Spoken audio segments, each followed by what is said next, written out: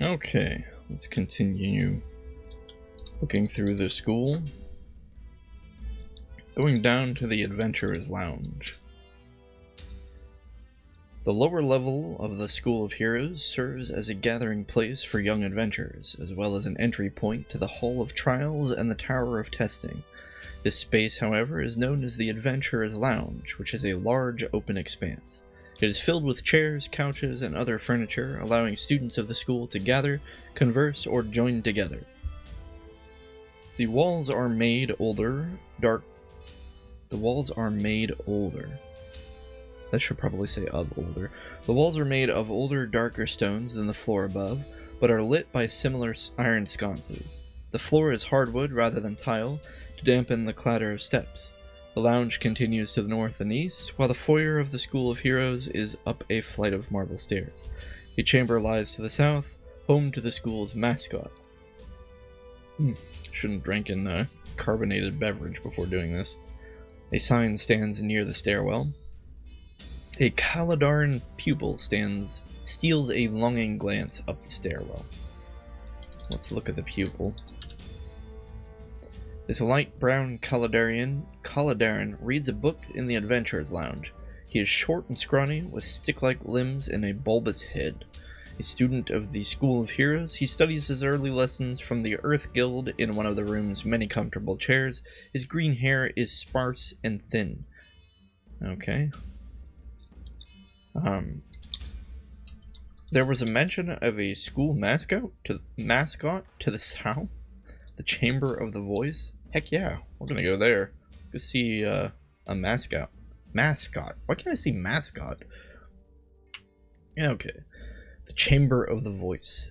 This small room is not far from the marble stairs which descend into the Adventurers Lounge, called the Chamber of the Voice. It houses... Ooh, pardon me. Let me adjust something really quick. Okay. It houses one of the school's most distinguished and magical entities, the Magic Mouth. Although its origin is the subject of many rumors, it is both animate and aware. It chose this space for itself not long after the initial renovation of the lounge, so it could be in close proximity to the school's center of conversation. The room itself is a simple affair, with matching hardwood paneling and flooring. 2 potted plants sit near the rear of the room, one in each corner, with a globe of light at the ceiling center. The Adventurers Lounge awaits to the north. A silver plaque is set into the wall, glittering enticingly. A magic mouth hovers in midair, grinning nonchalantly. The mouth says, "Hey, Talars, anything interesting happen?" Okay, now we have some out-of-character conversation. The Magic Mouth is an interactive NPC who will respond when spoken to. It is part of a tutorial to familiarize you with communication and NPC scripting. For further information on communication basics, type "look plaque." To begin, just answer the mouth. Well, let's look at the plaque.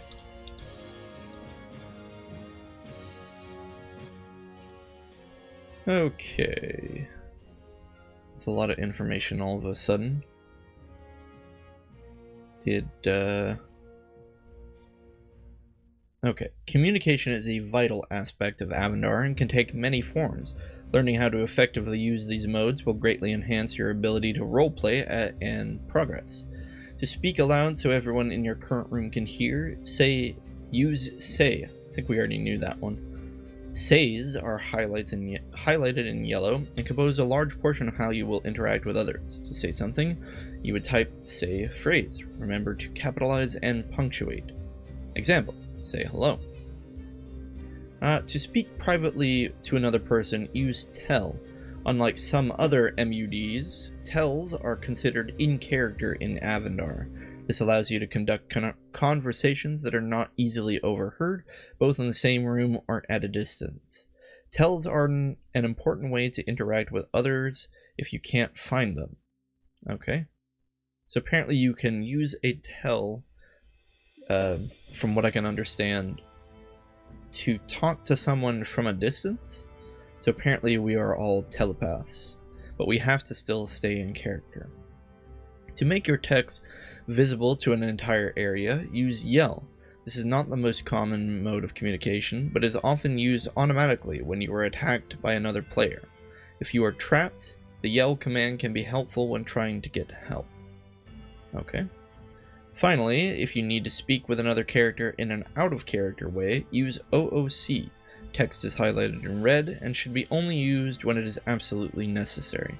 Generally, most communications in Avendar are intended to be in character, so conversations in the OOC channel are usually brief. OOC's syntax is similar to that of tell. Okay. Well, let's just say hello. I thought the mouth was supposed to talk to us. Let's see, what did we miss here? Hey, Talaris, anything interesting happen? Oh, no. Mouth says, gee, that's too bad. Well, if you're bored, we can talk for a bit. Maybe some real cities will catch your interest. Say, sure, sounds good. Oh, right. This is an AI. We probably need to use something that it can text search. Say yes. That sounds nice. Have you been practicing in the Hall of Trials, the Tower of Testing, or have you been somewhere else?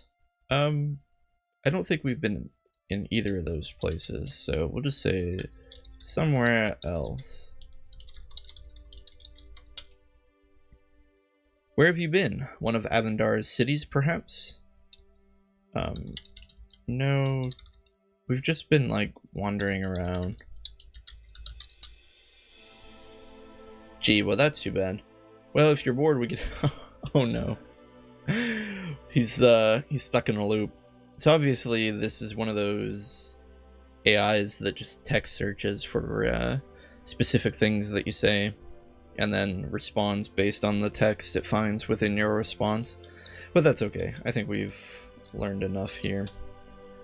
I had already known most of this anyway. Okay. Well, we talked to the mascot. That leaves us to go east or north. To the bar in the Adventurers Lounge, or the Adventurers Lounge itself. Well, let's go east to the bar. The lower level of the School of Heroes serves as a gathering place for young adventurers, as well as an entry point to the Hall of Trials and the Tower of Testing. This space, however, is known as the Adventurers Lounge, which is a large open expanse. This corner of the lounge is arranged with chairs and couches, much like the rest, with a large, well-worn rug, with a large, well-worn area rug in the middle. Notably, a well-polished bar stands against the south wall, and an additional hallway leads to the east. The lounge continues to the north and west, its high pale stones and well-lit accommodations inviting students to linger. Far to the north is the entrance to the Tower of Testing. A small sign sits on the end of the bar. An Aelin rogue takes a long drink from a goblet. A tall, outgoing Aletheria woman polishes the bar. Lauti tells us, "Hi, Talaris. Are you hungry or thirsty?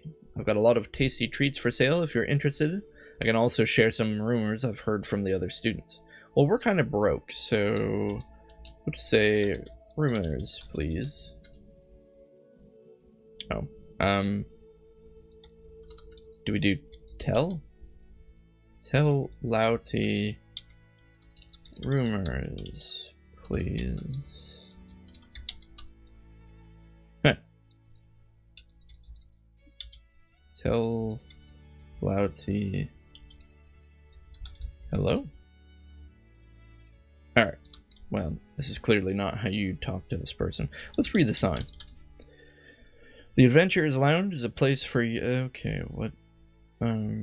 place for young adventurers to rest and socialize. As you travel in Avendar, you will quickly discover that even innocuous-seeming places or creatures can be deadly. Thus, being alone can be exceptionally dangerous, especially if you do not know where to go next. When many tasks are possible alone, they will always be easier with help. Some more dangerous places will require you to travel with others for any hope of success. Your typical MMO logic. To travel with someone else, you can follow them using the follow name command. This will mean wherever they walk, you will walk behind them. Characters can fight together and share experience points from battles. This is done with the group command. When grouped, you can talk privately to those you argue with using gtell. Please see the respective files. Okay, well, let's take another look at the room. Let's look at the Aelin. A sandy-haired Aelin youth sits at the bar examining a menu. His white wings are folded behind him as he considers what drink to buy with his pocket money. He wears the utilitarian copper of the school's forge, getting a bit of refreshment before returning to the Tower of Testing. Alright. Let's look at the Aletharian. The bartender in the Adventurers Lounge is a giant Aletharia woman named Lauti. Her long white hair is tied up in a long, attractive braid, and despite her burliness, has an appreciable feminine charm. She was found wandering not far from Irendam, and with no apparent family to return her to, she was brought to the School of Heroes. She showed a remarkable talent for preparing drinks, with her superior memory and attention to detail quickly making her a staple of the lounge. Friendly and outgoing, she mixes and serves drinks to the school's students and staff. Alright, well, I suppose we can't really learn any rumors from her. Unless we just say rumors? No. Alright. Suppose that just means she simply serves drinks. So, where does that leave us? The Adventurers Lounge is to the north and west, and the Hall of Victors is to the east. That sounds interesting. Let's go there. This spur off the Adventurers Lounge leads to a tremendous archway. It is particularly ancient, even for the school, and is marked by now unreadable druidic markings. Whatever the original use of this still-standing arch, the long-forgotten laborers who built the school used it as a transition into another underground hall. Named the Hall of Victors, it is designed to reward those who complete the school's many trials. The wooden floor of the west gives way to a rough-hewn stone, not altogether unlike the Tower of Testing, creating a regal but imposing effect. Two mounted globes of light illuminate the archway. The hall's interior lies east, while the lounge is to the west. A small note is tacked to the archway. A gray-skinned giant blocks the eastern passage. Shigun, you don't have the school brand. Master says nobody enters the Hall of Victors without it. That's fine. We have no intention of breaking the school's rules. So let's just go back to the bar in the Adventurers Lounge, which gives us the two passages to the north and east. I suppose we will go north. We're back in the Adventurers Lounge. The lower level of the the schools are... is this any different? Oh, this description is slightly different. Pardon me. It serves as a gathering place for young adventurers, as well as an entry point to the Hall of Trials and Tower of Testing. This space, however, knows... Wait a minute. Trains, adventure... Okay, here we go. This corner of the lounge is a place for friends to gather before entering the Tower of Testing, which trains young adventurers in the ways of battle. The dim echoes of its sound filter back into the lounge now and then as a solemn reminder of how all students eventually make their fortunes. To the west and south, the lounge continues. Far to the west is the Hall of Trials and its training exercises. A sign hangs upon the eastern wall. There is a Shudeni student idly regretting the color of her chainmail. You know, now that I think about it, there was a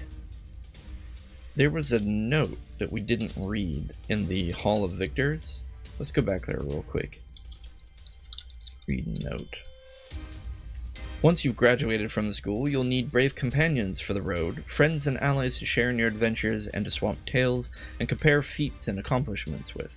Come look up the Wanderers of Avendar in our stronghold at the foot of Mlegion Mountains in the savannah past the woods of Nendor on Olnan, leader of the Wanderers. I don't know what that means, but okay.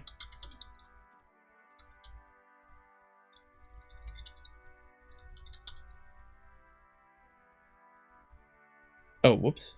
I accidentally tried to leave. Okay. So we went north. Which gives us the ability to go north to the Tower of Testing or west to the Adventurers Lounge. We'll go west. The lower level of the School of Heroes serves as a gathering place. This space, however, is known as the Adventurers Lounge. This corner of the lounge includes a small burbling fountain to fill flasks or bottles before moving on to the school's challenges. The walls are made of older, darker stones than the floor above, but are well lit and smoothly cut. A hallway leads to the west, leading to the Chamber of the Voice and the Hall of Trials. The lounge itself continues to the south and east. A prominent bulletin board hangs from the northern wall. A small fountain gurgles here. A Kankoran student briefly leans upon a couch and then lifts his claws off of it. Let's read this sign. Whoops. Read bulletin. Attention adventurers! When you depart the School of Heroes, you will have many new places to visit and things to see. It is often easiest battle for experience, but don't forget to explore. Exploration points are a requirement to reach the maximum level of 51. Sheesh. To meet this requirement, you need to gain at least 4,500 exploration points. Be careful, because if you don't explore while you level, you'll eventually be forced to progress further. To see your current exploration points or experience to your next level, use the worth command. You can also use this. Put this information in your prompt. What? I guess we'll look into that. In addition to killing things to gain levels, there are also people who need help throughout Avendar that offer tasks or quests. They may reward you through a variety of ways, so it's worthwhile to see what they want. That's fine. And we can apparently... Oh, to try out a few tasks, proceed west to the Hall of Trials. For a list of unmarked legacy quests and their levels of availability, please see Help Quest List? Legacy quests. No clue what those are. There's a lot of them. Okay, well, let's do help prompt. With an argument, we'll turn your prompt on or off. Prompt all, give you the standard hits mana moves. Huh. Interesting, so you can change the information displayed on your prompt. That's kind of cool. Ooh, we can display, let's do prompt percentage, R.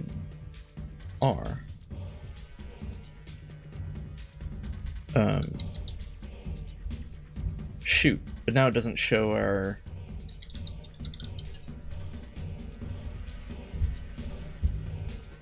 Well,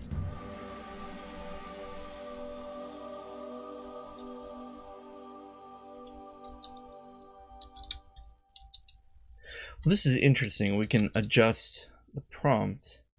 I think the problem is it only shows one piece of the prompt. We can't add or remove things. It just changes it. Prompt without an argument will turn your prompt on and off. Prompt all will give you the standard. Prompt percentage asterisk, where asterisk are the various variables you may set yourself.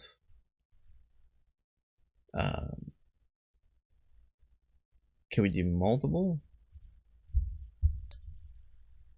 Multiple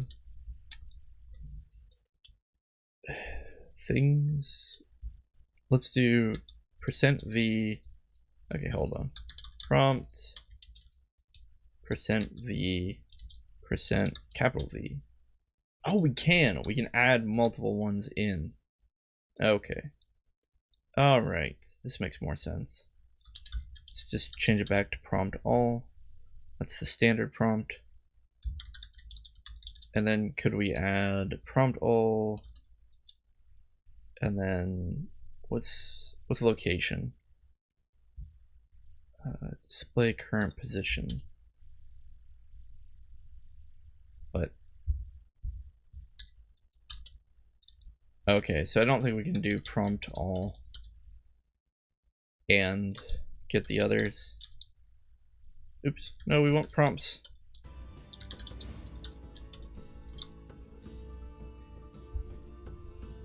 Looks like our music updated here. Alright. Display the percentage character, current hits, maximum hits, current moves, maximum moves, current EXP, maximum to next level, alignment. I really just want to show the room we're in on top of the other basic information, but the basic information is just so good, I think I'm just going to keep. It's just all kind of there, and it's colored blue, which is really handy. Prompts may be colorized using codes contained in help X color. That seems cool. We'll worry about that later. It seems like we can colorize our prompts. So probably once we know which ones are more important than others, we'll be able to... Still though, I really like the prompt idea of telling us where we are. Let's see. Display current language. Display the room we're in. I really like that one. Prompt. Room. Let's just set one up. It won't be blue, but we'll it'll be okay. Okay, let's do current HP. Yeah, current is probably more useful than maximum. So we'll do current HP. Do we want mana? Might as well do mana. Current mana, which is lowercase m. Then we'll do current moves. And then what location we're in. There we go. 112, 102, 180, and the Adventurers Lounge. I do wish we could provide like some information on those numbers, because otherwise they're just random numbers. You know, I said we weren't going to do it, but I am going to look up how to color these. So if we can color them, that'll help me remember which is which. Okay, toggles extended for colors on and off. Extended colors turns on additional color codes above and beyond what immortals would normally consider safe or respectable. Don't say we didn't warn you. The syntax for colors is as follows: to revert to normal color. Okay.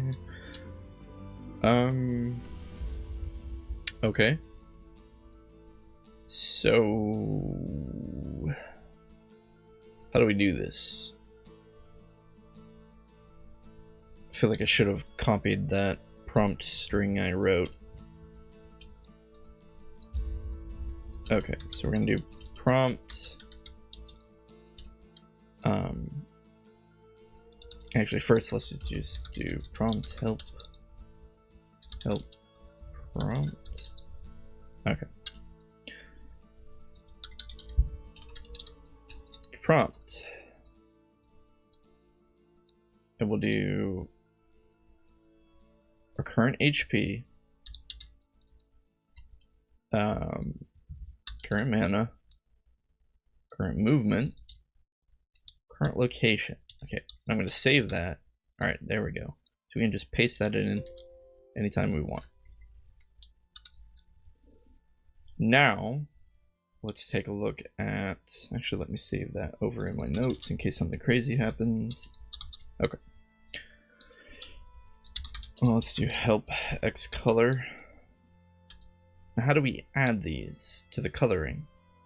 So we have this, right? What if we want our HP to be light red? So could we add in squiggly bracket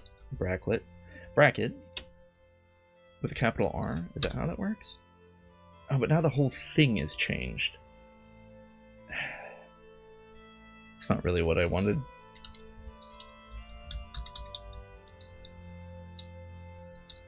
Can we close the bracket so that only a part of it? Darn. In fact, that just made things worse because now there's no space between them.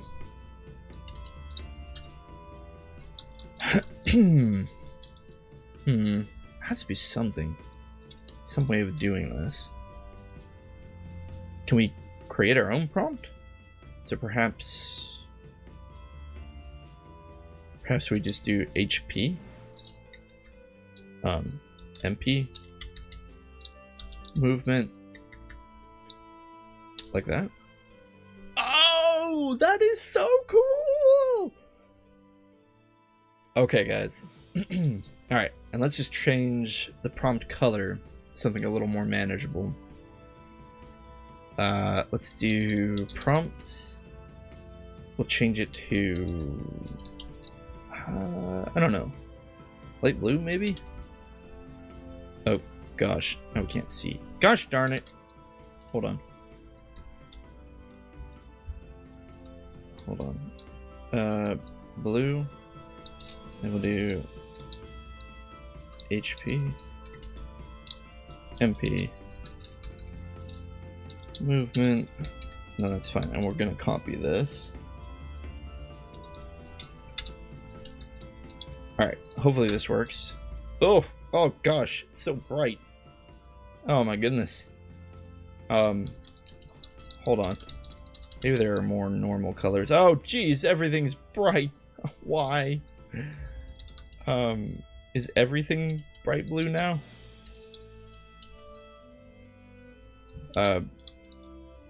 Hold on. What do we do? Help, like as a test. Help. Oh gosh, everything's blue now.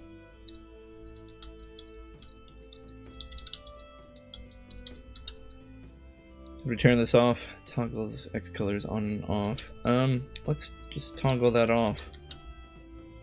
X colors, extended colors on. What? I don't understand. Well, it changes that back. Oh my goodness. I just wanted to change the prompt, guys. Okay. So, let's...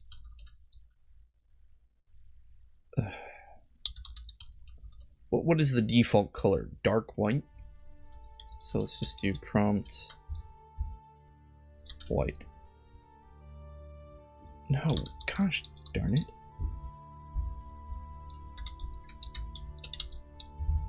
Try it like this. Okay, good. Everything's back, right? It's back. That's the normal color, right? Okay. The dark white, because up here it was that color.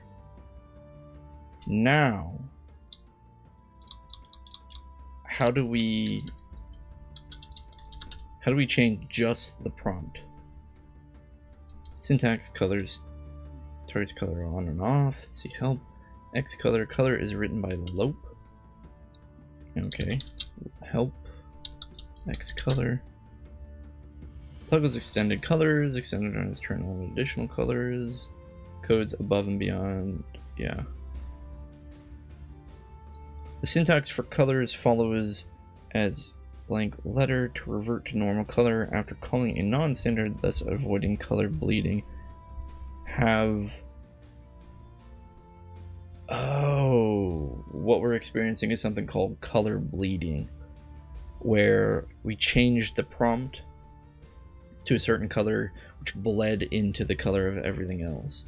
We have to have a squiggly bracket N or squiggly bracket X after the highlighted text, because X is neutral. I see. Okay. So we just have to do our prompt. And then we're going to change it to dark cyan, because that's what it was.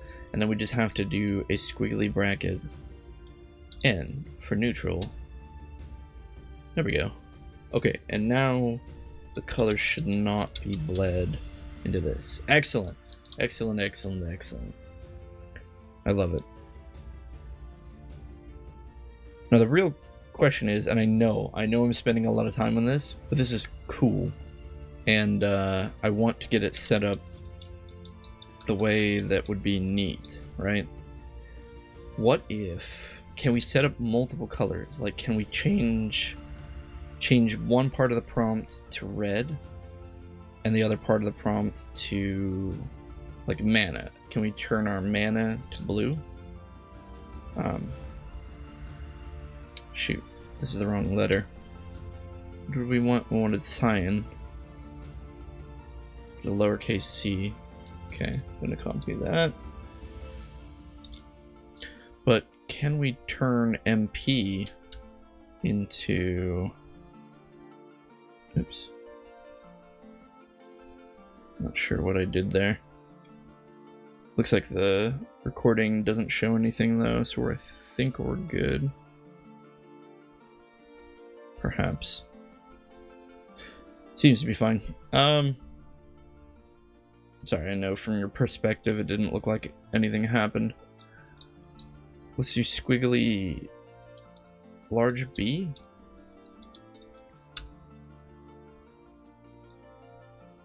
We can. This is so cool. Okay. Alright guys, we're almost there. Wish I could just copy these commands. Can I copy this? Oh, I can! Okay. I'm just gonna copy these and paste them in so I can stop jumping back and forth. Okay, I'm just gonna paste these in my note file.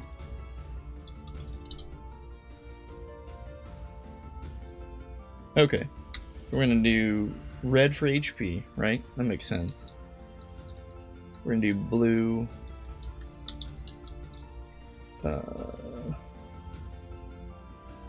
Blue for MP.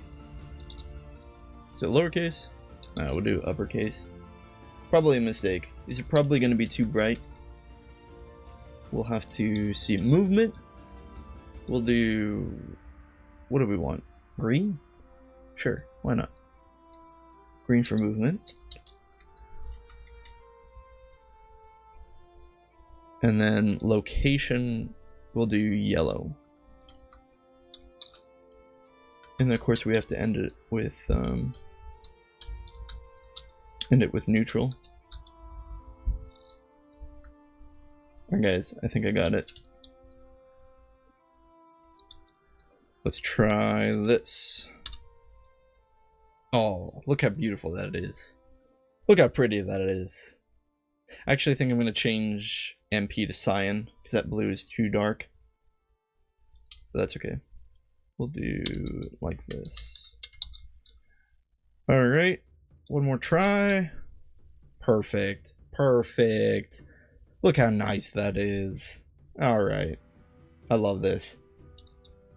Alright, let's continue the adventure. I really like that it shows where we are. Wait, what's happening?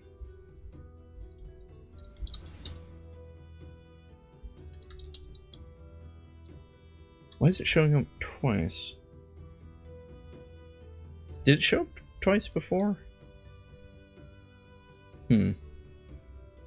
No, it didn't. Why is it popping up twice there? I thought we were done. Huh.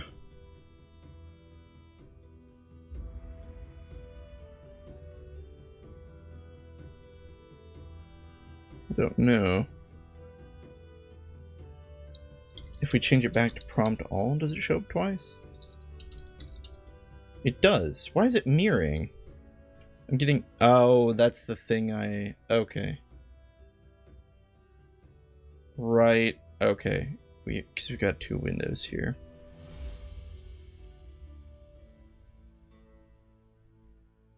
So I guess maybe you did see what I accidentally did. For some reason I accidentally opened up the... Or rather, expanded the prompt window, which made it look like everything was popping up twice. There we go. There we go. It's only showing up once now. This is beautiful. We're good to go. Take a look around. Let's see. Small fountain gurgles here. Let's fill our jug. Oops. Fill jug. I thought we had a jug. Let's open our pack. look pack? A small pack, look in pack. Here we go. Small pack holds all that stuff. Take out jug. Take jug from pack.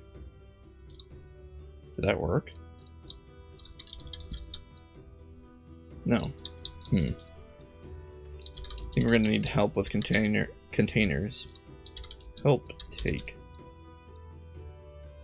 Okay. Oh, get. We have to get. Wait, but it says take is a synonym for get. Get jug. Get earthen jug. What? It says puts objects into a container. Drop, get, and put. Understand the object names all. For all objects, using all will not work with arrows. Oh, so we have to... So all... maybe we have to type out the entire name. Take earthen jug. Perplexing. Look in pack. I don't... Maybe if we drop the jug. You do not have that item. Take out jug. See no jug here. Take out earthen jug. Remove jug. Take out jug from pack. Empty pack. Empty the pack. Let's try it with a different item. Look into pack. Look in pack. Take key. See no key here. Okay, clearly we're missing some sort of basic command to remove items from a pack. Take from pack key. I see nothing like that in the pack. Okay, but we're at least getting somewhere. Take from pack earthen jug. I see nothing like that in the pack.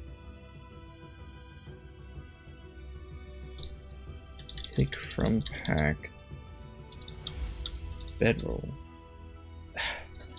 Keep saying that we see nothing like that in the pack. Take from pack.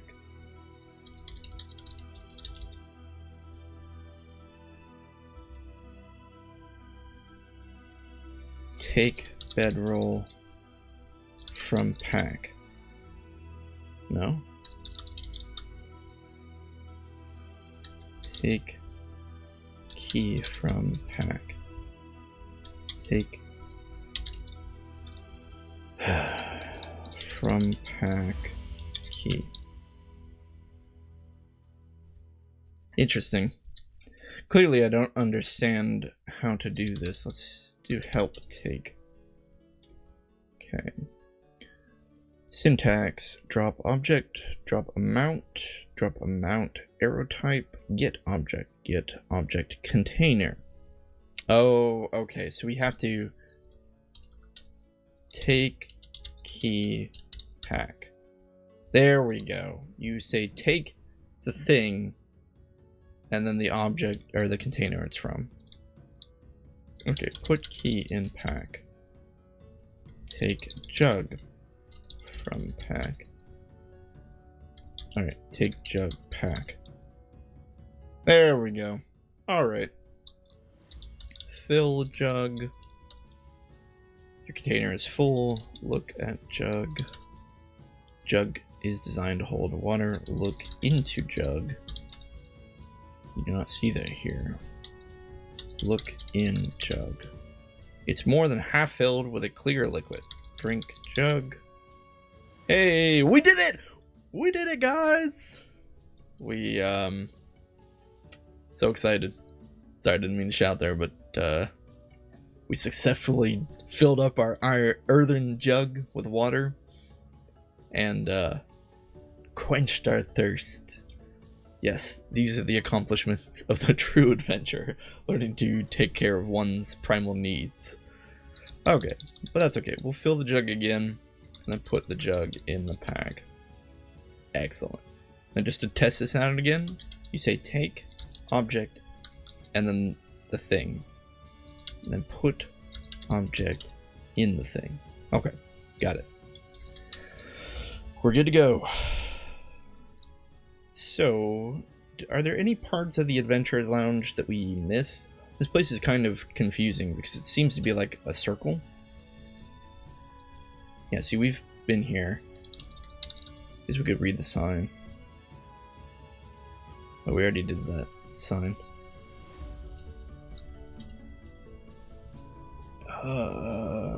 Did we go south? We went south. Yeah, we already did this. And then east is the bar.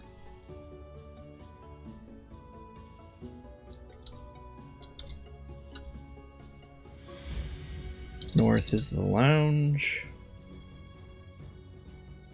And this is where the Hall of Trials is, I believe. Yes, because you can go west to a rough-hewn stairwell. And this is where the Tower of Testing is.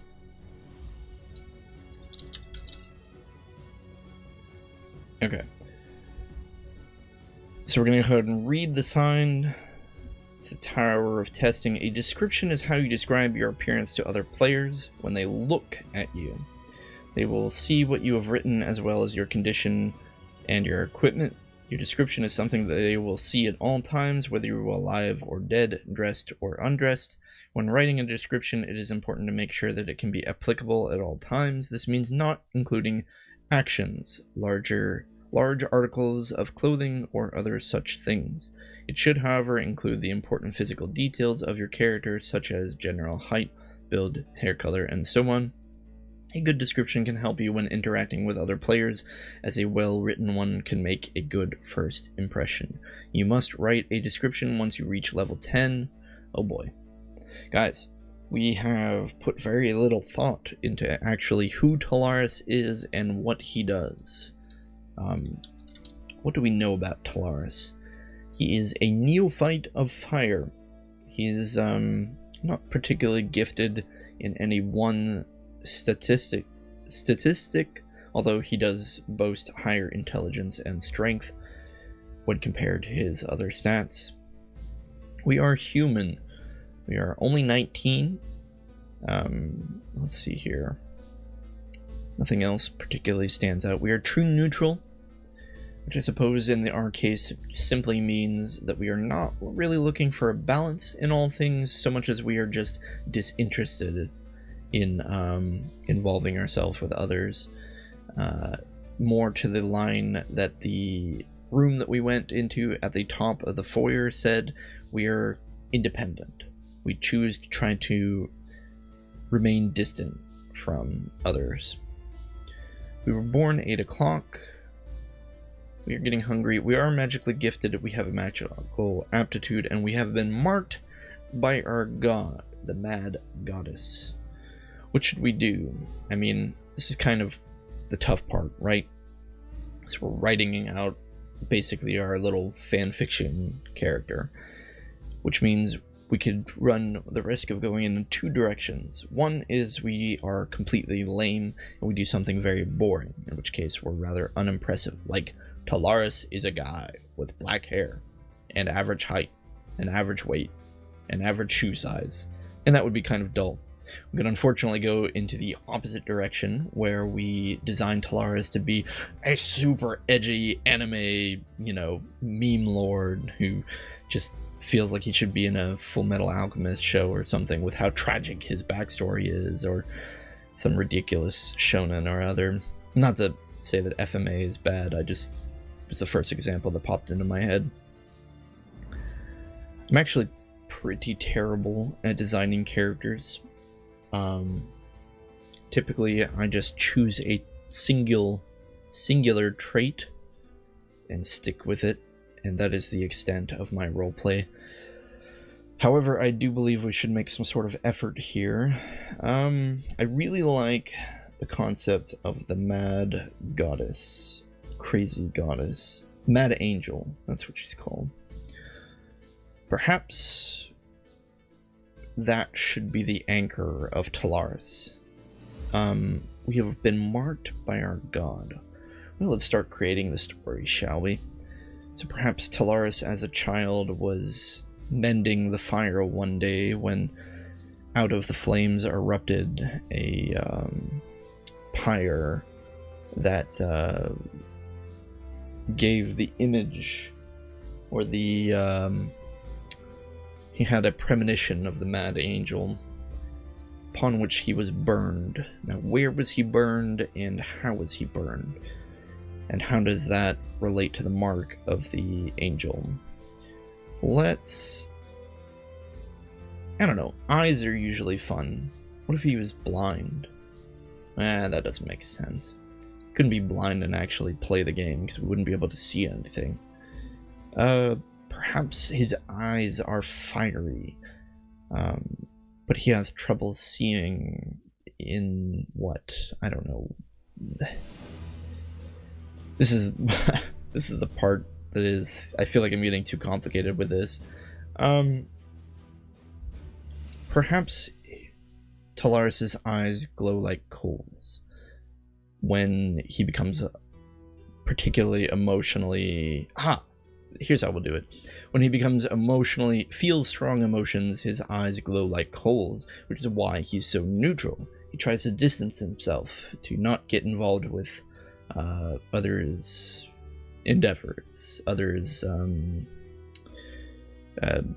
anything, whatever's going on in their life, because of his fear that if he becomes emotionally connected, his eyes will light up and he will be discovered for the acolyte of the Mad Angel that he is. I would imagine that not everyone is exactly hyped about the Mad Angel. I think she tried to kill all of humans or enslave them or something, so people probably aren't exactly like thrilled, to hear of her.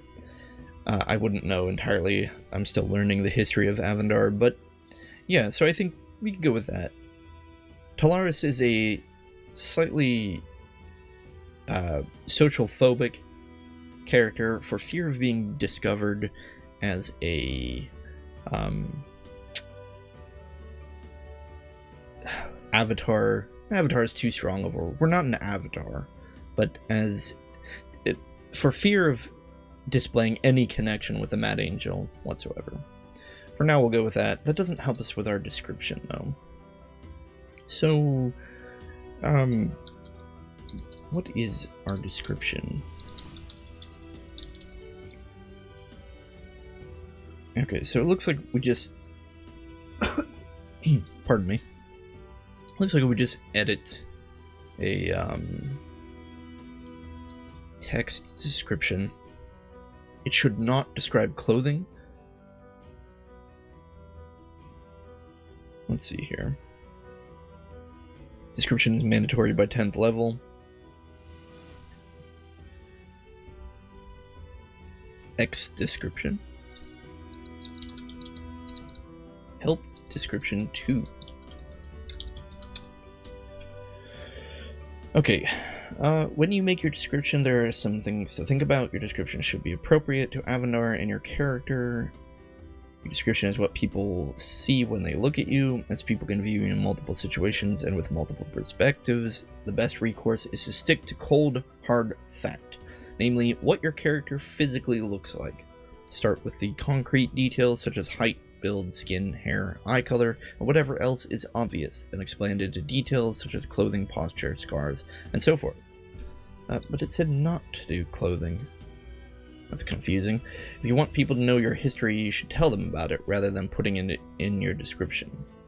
Your description should not contain actions in response to people looking at you. After all, you don't say hello every single time a person looks at you, nor do you see any and all people that look at you. Spelling, grammar, okay. Keep it, professional. Originality, rather than being yet another ominous figure in a cloak, why not be something different? Try to let your description not only reflect your role play, but defines something new and unique about it. Finally, for a good description to be detailed and interesting, we ask for it to be no fewer than 5 lines long. Jeez. Okay. Alright. So again, we're trying not to be an edgy edgelord. Let's see here. So we do description plus to add a line. Description clear. Description edit. What? Help edit. Okay, we're gonna use help edit to understand that. An editor exists for editing the main body of your notes, descriptions, and backgrounds. Once you activate the editor, you will be given a prompt that looks like caret. At the prompt, you can type whatever text you want to add to your note, description, or background. Finish by typing an @ on the new line. There are various special editor commands to allow you to... I don't really want to do this. To enter editor commands, you must go to... This seems confusing. I feel like the simple just add a line to our description is enough. At least for now. So we'll do description plus... Well, wait a minute, but how do we know if it's gonna look good or not? I mean, like, format wise. Maybe we should do edit. Okay, as long as we can get the code for leaving the editor. What? Okay. Code for leaving the editor is @ apparently. Finish by typing @ on a new line. @ is exit the editor. Okay, I think we're good. For now, oh boy, let's do...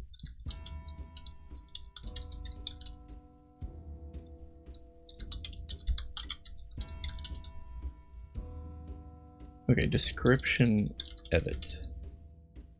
Gosh darn it.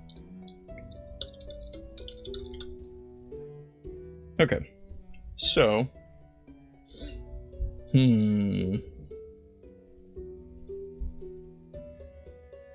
Talaris. What are we? Well, we're young. 19. Probably not particularly physically impressive. What color is... Let's go with colors. Colors are good. I feel like I have an affinity to playing blonde characters. But maybe we should change that. Red, I don't know. Red seems too dumb. Because it's like, oh look, we're so full of fire. We have red hair. So, you know what? I'm going to see if there's a random hair color generator online. Hair color random generator. There is. This is not a good website. Let me try a different one.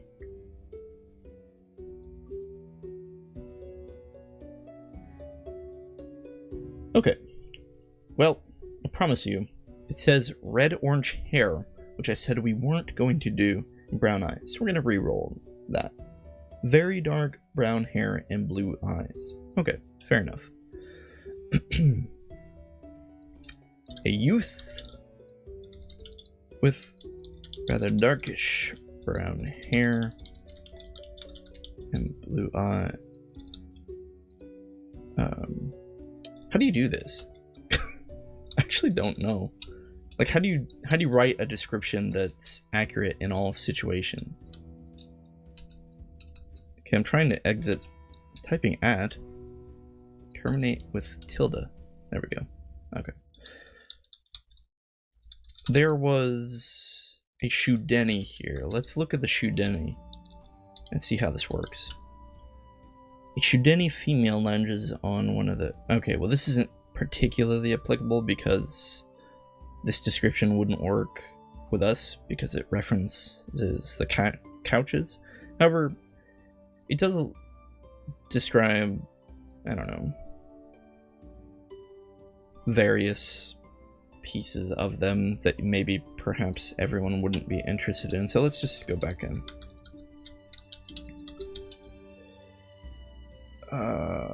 Uh-oh, we have a weird line there. A line 0. How do we remove that?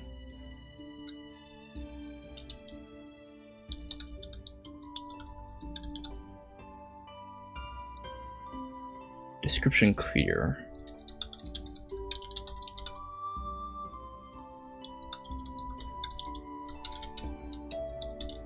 Okay. You see a young human male with rather dark brown hair. Okay, guys. How long? Let's go shoulder length.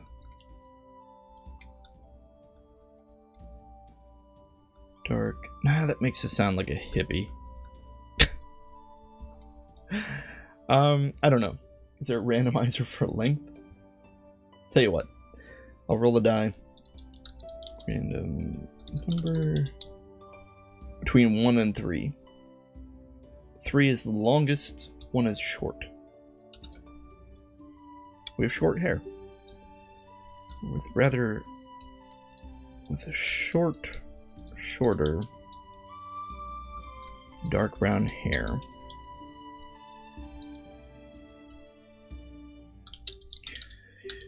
His blue eyes seem wary, although would they know that in every situation? We'll go for it for now. His blue eyes seem to denote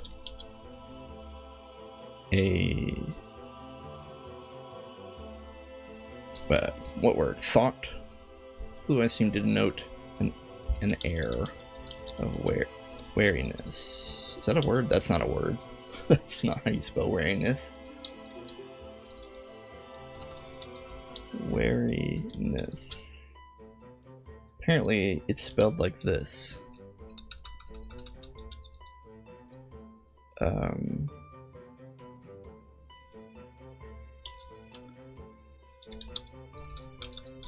Possibly ingrained from a habit of avoidance. His build is not remarkable, but we need to say something. Okay, so we're a scholar, so we probably don't do a ton of labor. Build is not remarkable, and the lack of toned muscle suggests that hard labor is not part of his normal regiment. What else, guys?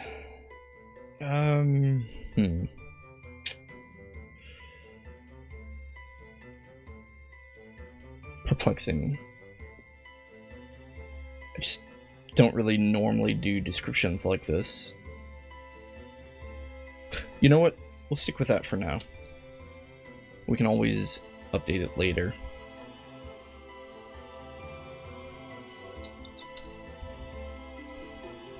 I'll grab a copy of this and stick it in our notes, and maybe I'll mess around with it as time passes.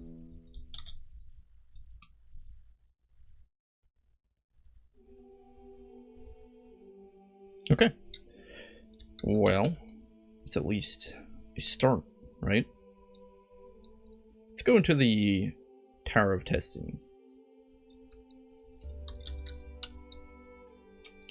The entrance to the Tower of Testing, just north of the Adventurer's Lounge, lies a connecting junction between it. Lies. Probably should be as. Just north of the Adventure... No, it is a. Lies a connecting junction between it and the Tower of Testing. This dimly lit vestibule is made of rougher hewn stone than the smooth bricks of the school proper, giving it a more ominous air. A hanging oil lantern which dangles from the ceiling only enhances this mood, its unsteady light filling the room with trembling shadows. Engraved into the stone floor is the iconic sigil of the School of Heroes, which serves as this chamber's only real ornamentation. To the north, the tower awaits, the many sounds of its beasts echoing off the ancient stone walls. A standing sign offers information to the students. Let's see here. Welcome to the Tower of Testing. Here, your metal will be tested in physical combat. This will include lizards, imps, and other assorted beasts. Your goal is simple: defeat them and survive. On the first level, monsters will neither attack you nor chase you if you run. If the foes you encounter are too difficult, you can escape them using Flee. This will cause you to run in a random direction away from whatever you was fighting. If you really get into trouble, you can also Recall, which will take you to a temple and its healer. You can re-enter the School of Heroes from there by going down. Interesting.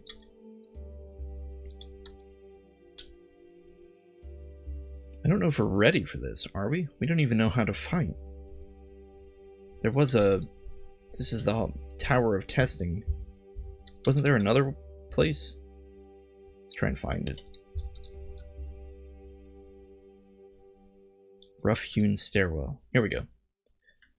To the west of the Adventurer's Lounge is a western alcove. A set of well-trodden stairs descend to a lower level and the beginning of the Hall of Trials. Wait, Hall of Trials? This doesn't really sound any better than the Tower of Testing. The alcove and the stairs it contains, much like the other parts of the school's lower facilities, are made of old, rough-hewn stone. A hanging banner informs students of where the stairs lead, and provides a splash of color to an otherwise dark and gray passage. Footsteps echo here, and the cool air carries with it the musty scent of an ancient basement. To the east lies the inviting warmth of the lounge, while below awaits the school's Trials of the Mind. Trial of the Mind? Wow. Wait, so let's get that down a little better. So, let's see here. East is the warmth of the lounge. Oh, I guess that's it. So east is back the way we came. Yeah, okay. Trials of the Mind sounds a little bit more like what we're capable of. Let's go down to the entrance to the Hall of Trials. The entrance to the Hall of Trials is a gloomy affair, made from heavy blocks of rough-hewn stone. An old echoing stairwell leads down to this somber room, its wide steps worn with the passing of many ages. Much like the Tower of Testing, the Hall of Trials is lit with lonely oil lanterns, casting the old stone with many shadows. The air is cool and musty, bringing with it the scents of old water and rich earth. Through an archway to the north lies the hall proper, which contains many exercises to test new students to the School of Heroes. The stairwell leads upward into a small alcove which leads back to the Adventurer's Lounge. A prominent sign is mounted to the wall at the bottom of the stairs. We're definitely going to read that sign. Welcome to the Hall of Trials. Here you will learn about many routine commands or mechanics which will help you during your time in Avendar. While you aren't required to complete these tests to advance, it's to your benefit to do so, not just for what you may learn, but for the money you'll receive for doing it. To perform the tests, you will need to use the task system. Tasks are offered by characters with an exclamation mark next to their description. When you see this, use the begin command to engage in the task they are offering. When you have finished a task, it may conclude automatically, or you may need to return to the person you got it from and type complete. Once it has, you will receive the reward. To view active tasks, simply type tasks. To view tasks you have previously completed, type tasks completed. This information and more is available at any time using the in-game help system. Alright. Tasks. That must have been what that weird Nosferatu? That's not right. What are those things called? Nefortu. That's what the Nefortu gave us, but we failed it for not doing it fast enough. Well, we came here. Let's keep going. The Hall of Trials is intended to help students of the School of Heroes to learn how to overcome basic obstacles and use universal techniques. This includes physical barriers, environmental conditions, and abilities available to all adventurers. The hall is incredibly old, built of rough-hewn blocks that have a musty scent of age. The floor has been worn smooth by generations of young adventurers walking upon it, but is generally kept swept clean of debris. At regular intervals along the ceiling are oil lanterns, which cast shadows throughout. To the west, a doorway leads to an adjoining hallway. A plaque near the door reads, "The Test of Keys." Okay. Well, I guess we'll do the Test of Keys then. The side corridor runs east and west, sloping downward as it proceeds from the Hall of Trials. The walls are cut from rough-hewn stone, and the passing of endless years has left them uneven. Tiny patches of moss cling to the rock, and a slow drip of water makes the close air damp as well as musty. Hanging lamps light the corridor, although they flicker off and on, making the light seem less steady than the floors above. To the east, the passage returns to the school proper, while to the west it is interrupted by a wooden door. A disinterested Shudeni sits quietly in the corridor. Kajias says, "You are free for hire, are you not? I have a job for you." Oh boy. Let's look at Kajias. Oops. A disinterested-looking Shudeni. Kajias has been employed... Wait, what happened here? My apologies. A disinterested-looking Shudeni, Kajias has been employed by the School of Heroes to aid them with the Test of Keys. A student of the Void, his ability with the sphere is enough to include the conjuration of rudimentary demons. It quickly became apparent to him that the guildmasters whom he served intended his death with their outrageously lethal tasks and suggestions. He decided that instead he would offer his services to the school and hope for the best. He spends his long hours devising new experiments to perform on his pet Quasit. Kajias is in excellent condition. Well, what were the task commands? Begin. Okay. Let's begin. Oops, if I can spell begin. Kajias gives you a slab of raw meat. Kajias gives you a steel key. This test will only be difficult if you are a fool. You will unlock the door to the west. You will give the meat to the Quasit. You will then return to me and let me know that the job is complete. Okay. We have a closed door to the west. In our inventory is a steel key. Wait a minute. So the same steel key that we had 2 of in our pack? Open pack. Look in pack. Oh my gosh. I think it is. Interesting. Take out. Oh wait. Take key pack. Look pack. Look in pack. Ha! So I think... Let's see our inventory. I think that those keys we picked up were just part of this quest. Somebody had dropped them, perhaps. Well, we'll drop a key.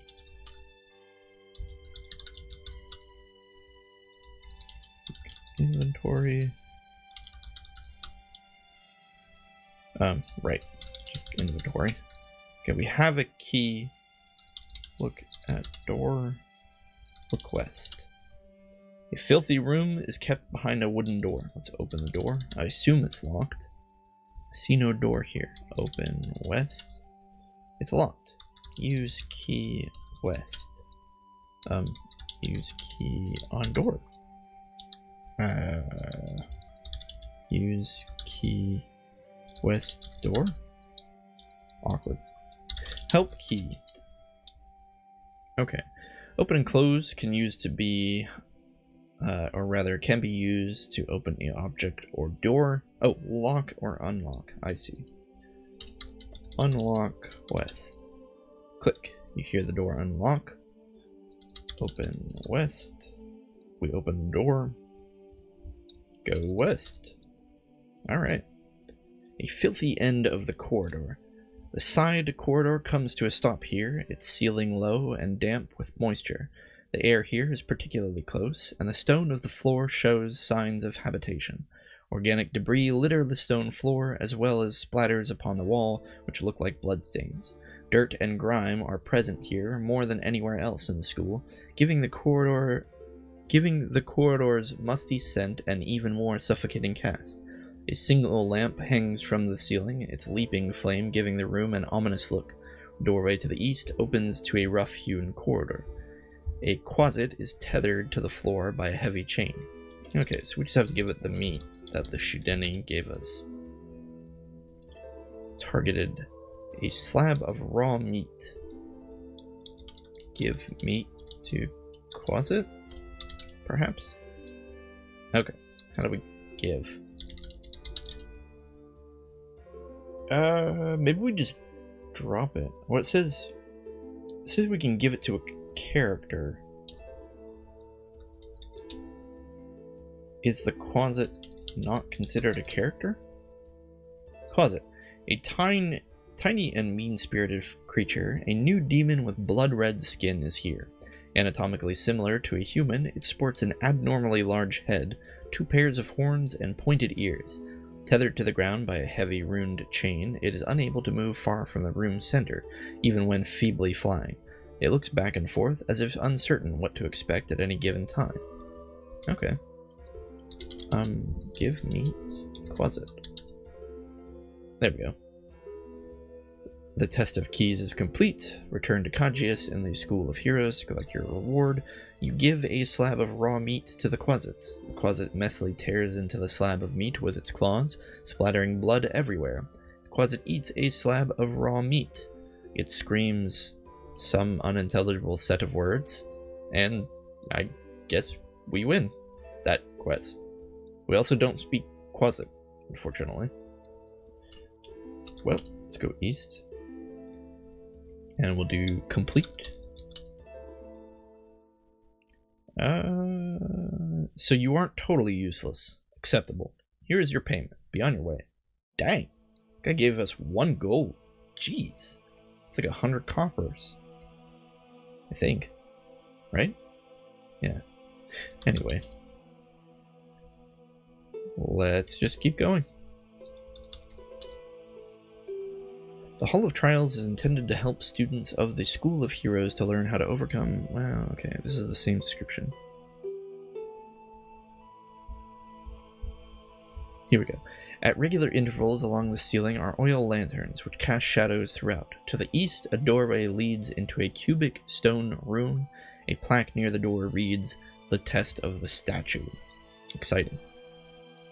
Well, let's go to the Test of the Statue.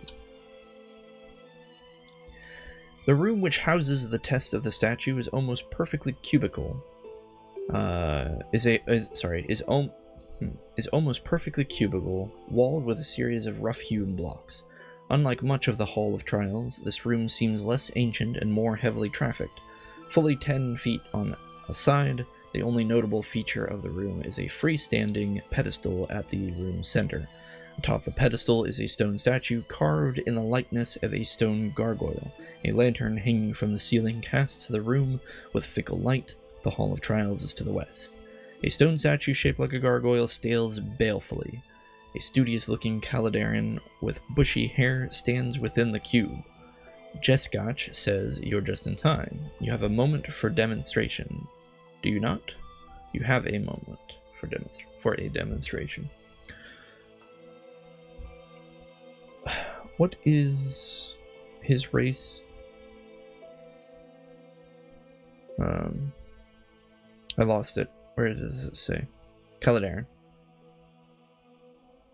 So these guys are earthy tree people? Not to be confused with the Ethron. The Ethron are actual plant golems, whereas the Caladarian are just earthy healers and mental magic users. Alright, yeah, we'll take your quest. Welcome, Talars. I'm glad you can spare some time today. There will be times in your travels that you will encounter subtle ways to interact with your environment.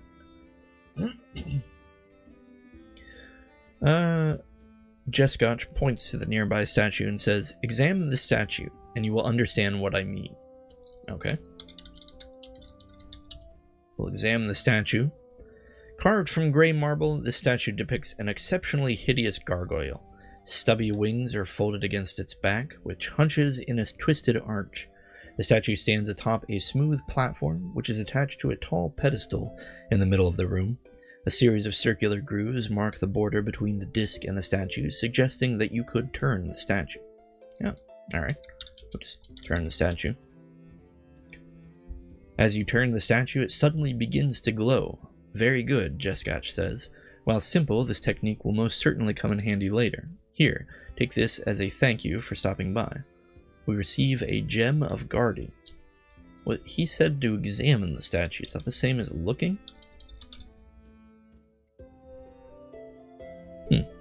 I think examine and look are the same thing. Yes. Those... well, wait a minute. Those descriptions are actually different. Card from Grey Maw. What's the difference? Huh.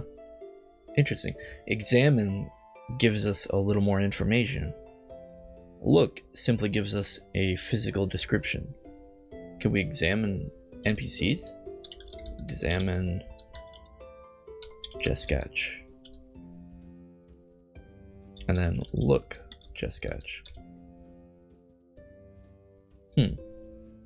Seems we get the same description there. So we'll just have to remember that sometimes we need to examine things. What's the difference? Look looks at something and sees what you can see. Examine is short for look in a container. Inspect will give you a simple estimation of how much health a character has. Inspect Jeskatch? Sure.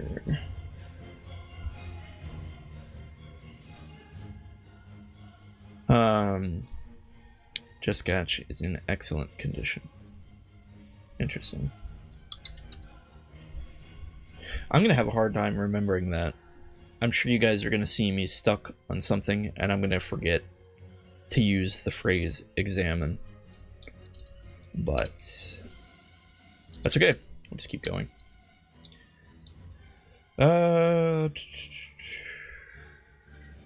In this part of the hallway to the west, a doorway leads to a damp, mossy chamber. A plaque near the door reads, "The Test of Water." Okay. We'll go that way. The Test of Water is housed in a particularly dank stone chamber. Water drips steadily from the ceiling, and a great pool has accumulated below. The floor here approaches the pool before giving way, a glowing orb at the bottom illuminating its murky depths. The stone walls lean inward, and stubborn moss clings to the corner of the bricks. A mounted globe of light illuminates the chamber, which could otherwise be too wet for a lantern. The bottom of the pool is downward, while the Hall of Trials lies to the east. A sign marked with water stains awaits to be read. A short, well-built Ethron girl waits at the poolside. Teloki turns to Talaris and says, "Oh, hello there. I could use your help. Is that okay?" I don't remember what Ethron... Oh, Ethron are the... So she's a plant golem. Okay, let's read the sign. Sometimes you will encounter water which would otherwise block your travels. To travel underwater, you will need to be affected by water breathing or have the swim skill. Water breathing will allow you to remain underwater until its duration expires. Swim will not. When underwater, you need to be careful that you don't drown. If the appropriate spells expire, you will start to drown and it will be difficult for you to escape. To tell how long the duration of a spell is, use effects. This will show you how much longer you can be underwater before the trouble begins. Remember also that you will fight less effectively underwater and lightning damage is increased while there. Effects. You're not affected by any spells. Okay, well, that's fine. Teloki says, "I dropped a ring in the pool. I'd get it myself, but I'm supposed to teach people about water.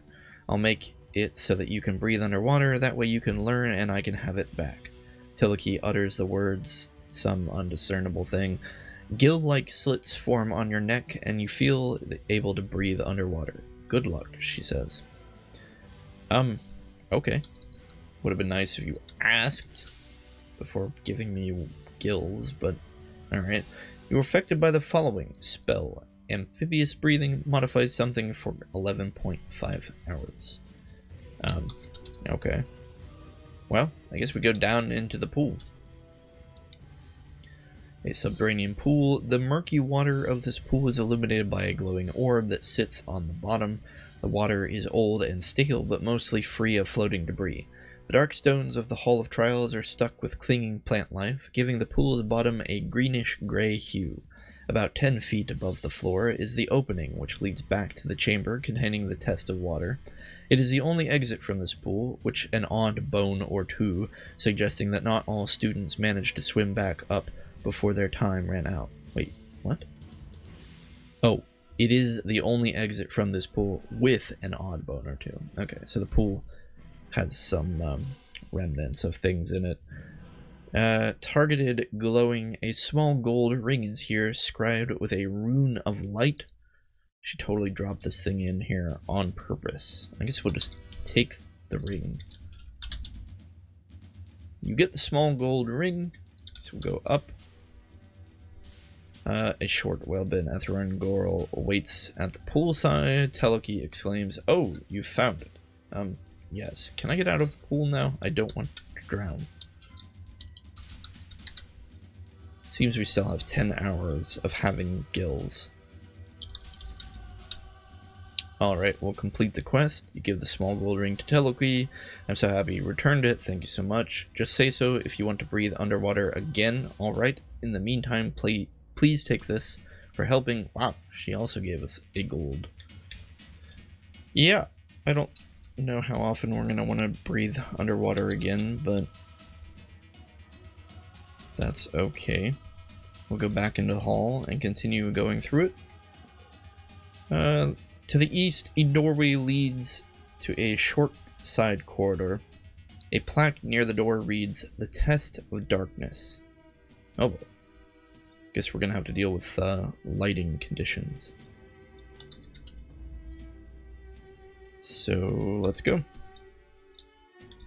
The Test of Darkness is intended to teach young adventurers about the oft necessity of light sources. Like much of the Hall of Trials, this short side corridor is made from aging, rough-hewn stone and lit by hanging lanterns. The floor is not as smooth here as it is in other places, with some dust and pebbles having accumulated on the floor's surface. The air here is heavy with the same musty scent as elsewhere in the hall, and only grows stronger to the east. The lantern light goes out in the eastern part of the corridor, while to the west the Hall of Trials awaits. A large sign provides information to students. A black-scaled siren with a rotting left arm avoids the shadows. Rishil hisses at Talaris, demanding, "You, Warmblood, you will perform a task for me." A rotting left arm. Awkward. We'll read the sign. The room to the east of you is dark. Without the light source, you won't be able to see anything at all without the night vision skill or the infravision spell. When outdoors at night, almost all rooms will be similarly dark, making these skills quite valuable. However, all rooms. When outdoors at night, almost all rooms. But if you're outdoor, why would you be in a room? Anyway. However, for these classes which do not receive these skills or spells, you can still light your way using a glowing item. When worn, an item that glows will illuminate the room you are in, allowing you to see normally. The School of Heroes sells an item like this in the white satchel, a brass pendant. If you do not have one already, you should go back and buy one. If you do, make sure you are wearing. Interesting. I wonder if we could have kept that ring that we gathered from the pool. However, it's too dark, so we'll have to go back to the white satchel. We'll go south a bunch, and we'll go up, which then necessitates that we go where? Wait, where are we? We're in the Adventurers Lounge, but I thought we had gone... Oh, I see. We went up to get the Adventurers Lounge. It's really hard when everything is text.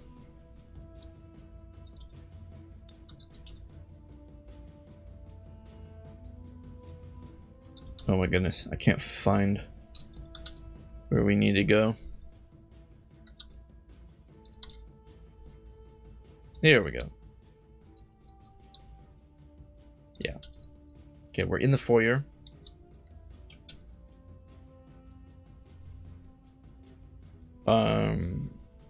Jimacha is telling us about Ichiage, which we did run into, but he was much too pushy with the time he wanted us to complete that quest. That's okay though. I want to say it was east to the Hall of Arms, and then the satchel was south in the armory.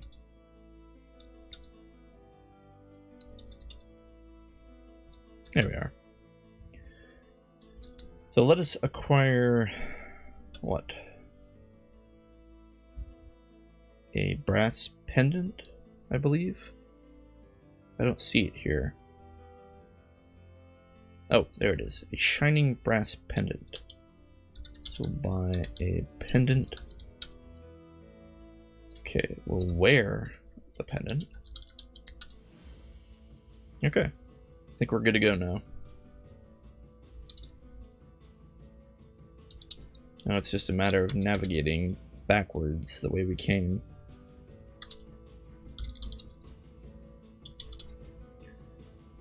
We want to go to the Hall of Trials, I believe. This is not the right way.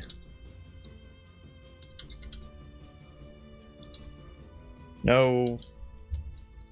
I don't want to talk to you, Mr. Voice. Oh boy. I can't remember where to go. Surely it's north?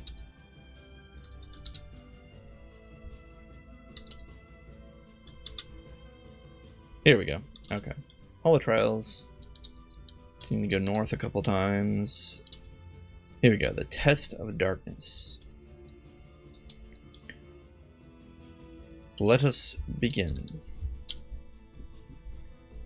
Rashiel slides his long tongue over his scaled lips, saying, "I had a mouse. Delicious, delicious. But he distracted me." Rashiel points east and commands, "You will fetch it for me. Do not ask why I do not do it. If you cannot see, bring a light." Okay, well we can see, so I think we're good. We'll go east to a dark cave-in. This utterly dark room constitutes the major portion of the Test of Darkness. All lanterns here have been extinguished and many removed from their hooks, leaving the rough-hewn stone devoid of ornament. The floor is dusty and littered with pebbles, with some cracks in the ceiling brick causing dust to drift downwards now and then. The short corridor comes to a sudden end, similar to if there had been some sort of cave-in during construction. The corridor continues to the west, providing the only glimmer of light to this area. There is a targeted dead mouse that sits limply here. Okay, we'll take the mouse. You get a still warm mouse. That's concerning. Rochelle hisses, yes, yes, there it is. Give it to me. I'm gonna just take a moment to look at Rochelle. Why is his arm rotting? A large, black-scaled Siren, Rochelle came to the School of Heroes for refuge. He refused to explain what exactly he was trying to escape, but when the school staff saw him, they knew he was in a dire need. His left arm is not black at all, but rather an unhealthy, decaying gray-green. Water scholars at the school were unable to determine the nature of his affliction, but agreed to allow him to stay. His talents lie in the way of the serpent, and he has since agreed to assist the school with some of their testing in the Hall of Trials. Odd. Okay. We'll complete the quest. You give a still warm mouse to Rochelle. Rochelle hisses as he snaps the mouse into his jaws. Yes, my mouse. Rochelle eats a still warm mouse. Take it. Go. Leave me. We receive 1 gold. What a strange person. Alright. Still yet again, we can go north. To the west, an uneven doorway leads into a shadowy room with a plaque that reads, "The Test of Discovery." This place is still going north. Well, let's go to the Test of Discovery. An uneven doorway leads into this shadowy room, which is known as the Test of Discovery. The stones of the chamber are masked by darkness, the tenuous lamplight that keeps them dancing wildly across their surfaces. The floor is covered with a variety of junk: old books, debris, broken wood, long-forgotten barrels, and assorted glassware. There are a few places in the room which are available for standing room, what with the large pile of refuse that takes up most of it. To the east, the Hall of Trials awaits. A forgotten sign sits within the pile of debris. A scruffy, thick-waisted human looks meaningfully at the pile of junk. Aridin moves towards Talaris, saying, "You there. I have a small problem. You'll help me, yes?" Sure. Let's read the sign. You won't always be able to see items that are hidden in a room with you. At times they will be there, and there will be little to suggest their presence other than the room's description. In these kinds of cases, to uncover them, you could use the search command. Search doesn't have a perfect success rate, so sometimes it will take multiple tries. In this test, try the search command until you find the item our friend here has lost. Okay. Oops, not complete. Begin the quest. Aridin says, "Unfortunately, I dropped my precious monocle not long ago, and I'm having no luck finding it myself. You'll have to search for it, and don't be surprised if it takes a few tries." Alright, so this seems like examine, just more vague. Search. You go over the surrounding area inch by inch. You uncover something while searching about. The gill-like slits in your neck seal over. Wait, you uncover something. What did we uncover? Targeted. A dirty glass monocle is here, dangling from a chain. Alright, we'll take the monocle. Okay. Well, that was probably a little lucky on our part that we got it the first time. Complete. Give the dirty monocle to Aridin. Aridin says, "Perfect, thank you, Talaris." Aridin goes through his bag saying, "I had an executioner's axe somewhere that would be perfect. Bother, I can't find it. This will have to do instead." And he gives us 1 gold. That is definitely a strange person. We'll go north again, further into the Hall of Trials. To the east, a doorway opens up into an unusually bright chamber. A plaque near the door reads, "The Test of Flight." Flight? That's something. I guess we'll go there. The Test of Flight. This room is unusually bright because it has no ceiling. The lowest basement of the school seems to have broken free of a hillside into which it was excavated, with stone walls squaring the room. There is no ceiling here, instead opening up into the open sky. A series of magical sigils line the top of the surrounding wall, enclosing this space and the space above in a near imperceptible magical barrier. It looks like one could fly quite high if they were inclined to. The Hall of Trials is through a door to the west. An exotic young woman floats languidly from the test area. Michadi Fiperia nods to Talaris, asking, "Hey, would you like to learn about flying?" Sure, why not? She says, "My magical floating coin floated way up there. It's not really worth anything, but I like it. I can make you fly with magic to get it, and wouldn't that be fun?" Michadi utters the words, "Fly? Your feet rise off the ground." Oh, wait. She uttered the word fly. However, can we speak Aelin? No, we speak Siren. Okay, so her spell just didn't have weird words. "Your feet rise off the ground." Michadi says, 3, 2, 1, go. Okay, so we are clearly affected by a flying spell. Okay, I guess we'll just go up. High in the air above the squared base of the Test of Flight is a wide open space. It is enclosed by a dim magical field to keep out the weather, but otherwise allows complete freedom of movement for students testing either their natural or magical wings. A breeze passes through the field, giving the air an even more deceptively open field. The ground, open field. The ground looks small from here, and the surrounding open sky looks as vast as any scenic vista. From here, there is nowhere to go except back down to the test of flight. There is a targeted ancient iron coin here, floating of its own volition. Take the coin. We'll go down. Was there a sign here? There was no sign here. I guess this one is just self-explanatory. And we'll complete the quest. You give the enchanted iron coin to Michadi. Here you go, a coin for a coin. Let me know if you want to fly again, okay? And she gives us 1 gold.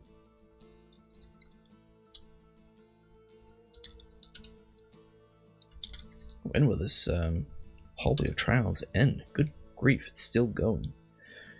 To the west, a door leads into a messy laboratory. A plaque near the door reads, "The Test of Potions." Inside the Test of Potions, it takes place in a messy, disorganized laboratory. Arcane devices for heating, distillation, pulverization, and other alchemical processes are all present, some leaning on dangerous angles. Empty, broken, and dirty bottles are strewn about, not always on the various racks and shelves where they are intended to be. 3 different lanterns light the room, their flickering flames open to the musty air. The stone walls are rough and splashed with various substances, the air carrying with it the acrid scent of creation. The only exit is to the east. A balding, white-haired alchemist stares at his glassware. Metai Veslan looks up, chortling. "Just in time. You'll try my newest concoction, won't you?" "Yeah, sure, totally." Metai cackles as he rummages through some shelves, selecting a bottle filled with a murky, bubbling liquid. Metai says, "It's my special formula. Just quaff it, and you'll see. Don't worry, it's healthy." Metai gives you a murky, burbling potion. Okay. I see we have the potion in our inventory. I suppose we just quaff the potion. You quaff a murky, burbling potion. The potion tastes absolutely vile, but your mind feels a bit better focused. The test of potions is complete. Okay, and that's... Your standing with the School of Heroes improves. My standing? What? Standing? Odd. Avendar is home to a number of groups, orders, and factions. Your reputation with each of these groups is handled by a standing system. Interesting. I won't read the rest of that, but apparently there's a rep system. Well, we'll complete our quest. Oh, oops, we already completed the quest. Well, I suppose we just leave then.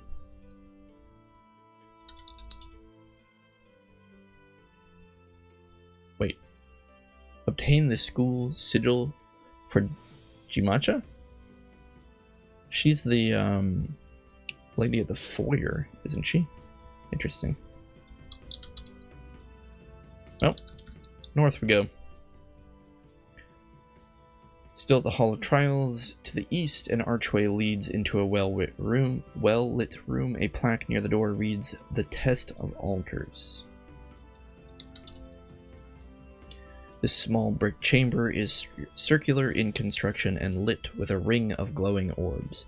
The floor is tiled in stark contrast to the rest of the Hall of Trials, and the walls are made of smaller, newer bricks. It is in this room that the School of Heroes keeps its resident healer and a small altar to all of the Avendar's gods. The chamber is warm but small, but has little adornment other than its altar and lights. An arched doorway leads to the west, returning to the musty Hall of Trials. A silver plaque is affixed to the wall, exhibiting a white aura. A dour, dark-haired healer keeps watch over the altar. Judicus Alistos spares Talaris a glance and says, "Could you assist me with a small task?" Let's read the plaque. The pious give offerings to the gods in hope of their favor. To do this, use the sacrifice command. This allows you to make an offering of an item to the god of your choosing. The power of the item you offer and how much you have offered will affect the chances that you will be rewarded for your action. The reward will come in the form of a temporary bonus based on the deity to which you sacrifice. The syntax is sacrifice, item keyword, deity. Cool. I'll This might put us closer to the Mad Angel. We'll begin the quest. Judicus says, "Thank you. An unfortunate student passed away recently. Judicus says, I believe this is her bracelet. Upon that altar, pass it to me, would you?" Okay, we'll take the bracelet. I see no bracelet here. Did I misspell bracelet? No? I don't think I did.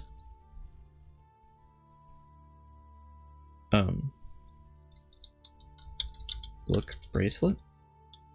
B-R-A-C-E-L-E-T. We do not see that here. Odd. Huh. Peculiar.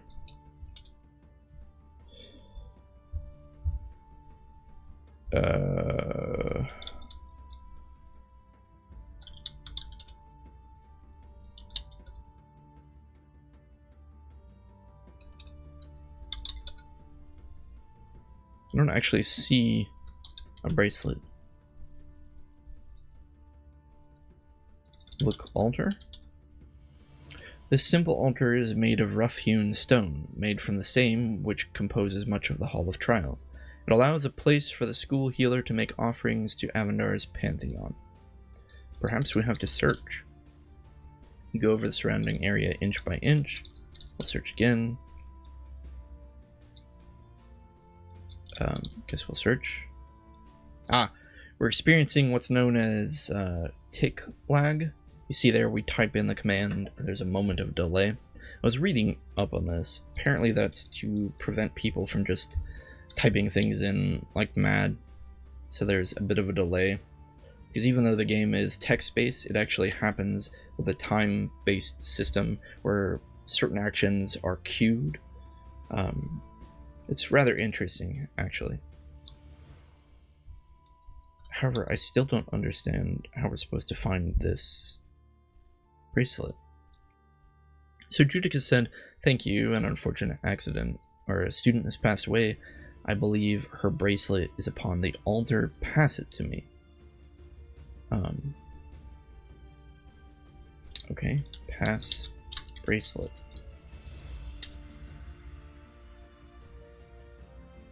Syntax password. I don't think that's what we wanted. Look, bracelet. You do not see the here.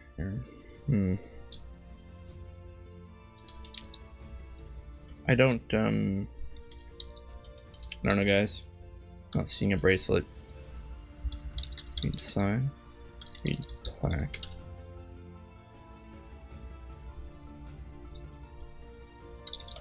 Do we have the item? No. Perplexing.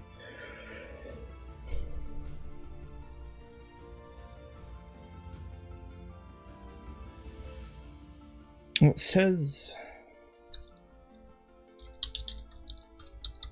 there are altars in this room.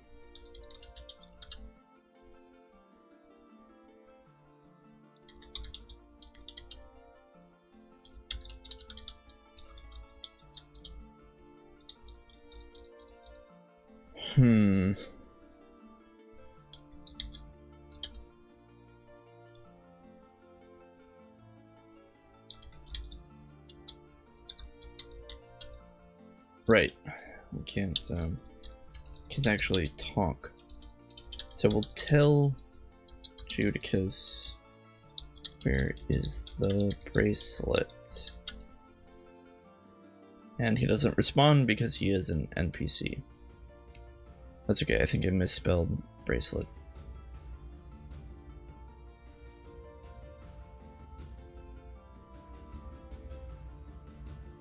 I'm just trying to find...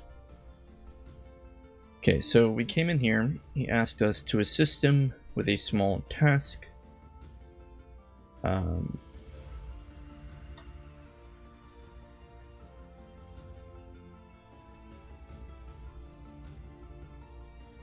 Okay, we get the information about how to sacrifice items.